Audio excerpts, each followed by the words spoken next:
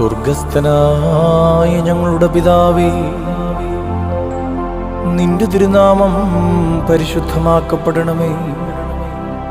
നിന്റെ രാജ്യം വരണമേ.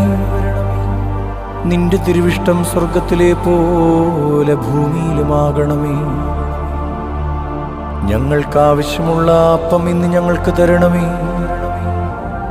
ഞങ്ങളുടെ കടക്കാരോട് ഞങ്ങൾ ക്ഷമിച്ചതുപോലെ ഞങ്ങളുടെ കടങ്ങളും പാപങ്ങളും ഞങ്ങളോട് ക്ഷമിക്കണമേ.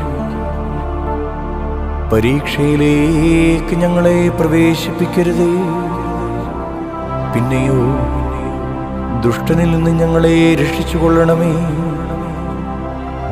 എന്തുകൊണ്ടെന്നാൽ രാജ്യവും ശക്തിയും മഹത്വവും എന്നേക്കും നിനക്കുള്ളതാകുന്നു. ആമേൻ.